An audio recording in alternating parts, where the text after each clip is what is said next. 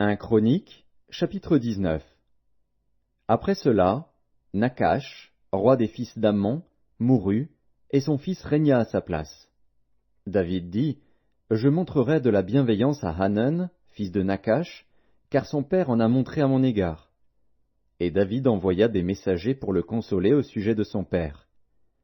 Lorsque les serviteurs de David arrivèrent dans le pays des fils d'Ammon auprès de Hanun, pour le consoler, les chefs des fils d'Ammon dirent à Hanun, « Penses-tu que ce soit pour honorer ton père que David t'envoie des consolateurs?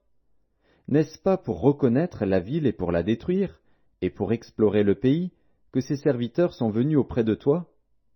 Alors Hanun saisit les serviteurs de David, les fit raser, et fit couper leurs habits par le milieu jusqu'au haut des cuisses. Puis il les congédia. David, que l'on vint informer de ce qui était arrivé à ces hommes, envoya des gens à leur rencontre, car ils étaient dans une grande confusion. Et le roi leur fit dire, « Restez à Jéricho jusqu'à ce que votre barbe ait repoussé, et revenez ensuite. » Les fils d'Ammon virent qu'ils s'étaient rendus odieux à David, et Hanun et les fils d'Ammon envoyèrent 1000 talents d'argent pour prendre à leur solde des chars et des cavaliers chez les Syriens de Mésopotamie et chez les Syriens de Maacah et de Tsoba.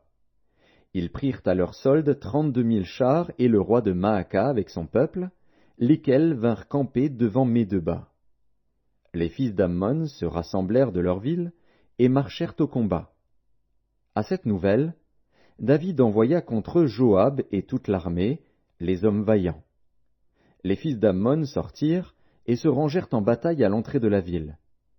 Les rois qui étaient venus prirent position séparément dans la campagne. Joab vit qu'il avait à combattre par devant et par derrière. Il choisit alors sur toute l'élite d'Israël un corps qu'il opposa aux Syriens. Et il plaça sous le commandement de son frère Abishai le reste du peuple, pour faire face aux fils d'Ammon. Il dit, « Si les Syriens sont plus forts que moi, tu viendras à mon secours.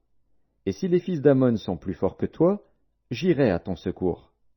Sois ferme, et montrons du courage pour notre peuple et pour les villes de notre Dieu, et que l'Éternel fasse ce qui lui semblera bon. » Joab, avec son peuple, s'avança pour attaquer les Syriens, et ils s'enfuirent devant lui.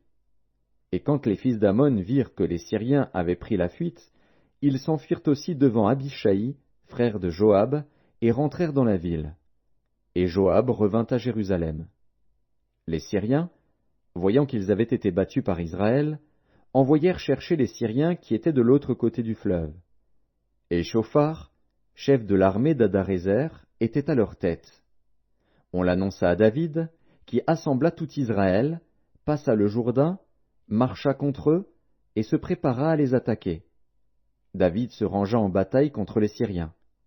Mais les Syriens, après s'être battus avec lui, s'enfuirent devant Israël. David leur tua les troupes de 7000 chars et 40 000 hommes de pied, et il fit mourir Shophar, chef de l'armée.